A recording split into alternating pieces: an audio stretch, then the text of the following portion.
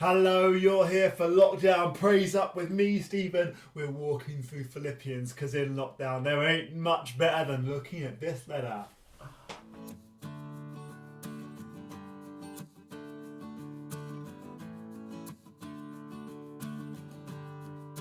It's Friday, that Frock for the Flock Friday, and you've guessed it.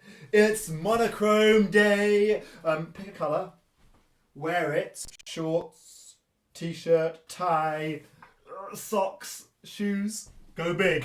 Anyway, we're back into Philippians. Do you remember last time? On Tuesday we said, don't trust yourself, you can't do it. There's good news today. But first, some maths. Now, when I say that word, how do you start feeling? Is there a cold sweat that starts to form on your brow and a queasiness in the stomach? Or, weirdly, you're pumped going, yeah, give me some maths. Can I be honest? I love maths. Numbers are awesome. They just make sense and they look really friendly. Oh, apart from 4. But I love it when we get what I call Bible maths. Like here in Philippians chapter 3. It's sick, like two of my favourite things coming together. Like Bible maths, wee. See, in Philippians 3, every time it says consider, right, Paul is talking counting, because he likes maths too. So verse 7, he says, have a look. Whatever were gains to me, I now count as loss. He's talking about that massive CV we looked at last time. Verses 5 and 6, circumcised, right tribe, Bible teacher, passion, perfection. Paul does some quick math, add it all up, and he totals it. And he gets a massive, big old 0. All of that stuff counts for nothing, but actually less than that. Look at verse 7. Loss. This is not just 0, it's minus like 4,754 million. Like it's a massive negative number. Don't trust yourself, you can't do it.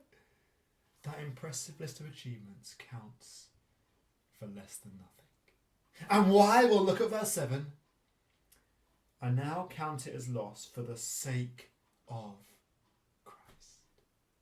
Boom! Done the math, says Paul, and Jesus is the only thing that counts. In fact, this is so big, he says it again in verse 8. What's more, I count everything a loss because of the surpassing worth of knowing Christ Jesus, my Lord. What a huge statement.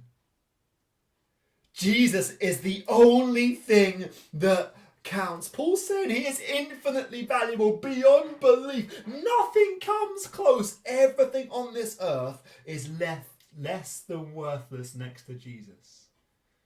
And it's knowing Jesus, a relationship with him. That's the key, because that knowing Jesus means we can be friends with God. That makes him out of this world valuable, right? He is the only thing that counts. Yes. Now, Lizzie and I went to Naples a few years ago, and we ate the greatest pizza in the world. Fact.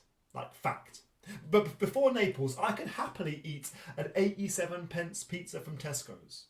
But now, after tasting that glorious Naples pizza, after tasting something so epic and so beautiful, my mouth will not and cannot deal with cardboard pizza. No, I'm now a pizza snob. Because when you taste something or see something so valuable, you realise how worthless other things are, right? Jesus is the only thing that counts. Have you tasted the infinite worth of Jesus? Because when we do, other things aren't quite as sparkly, as exciting as they were. Like gaming, holidays, relationships. Yes, they're still enjoyable. But Jesus, oh my, he's captivating on a different kind of level, right? That's why Paul cries out in verse 10, I want to know Christ. Yes! Because he's so beautiful and so valuable. Is he that valuable, that beautiful to you? If he's not, make that your prayer. Ask God that you would see Jesus more beautifully than ever before. Pray to know him better. And invest lots of your time and effort in knowing him.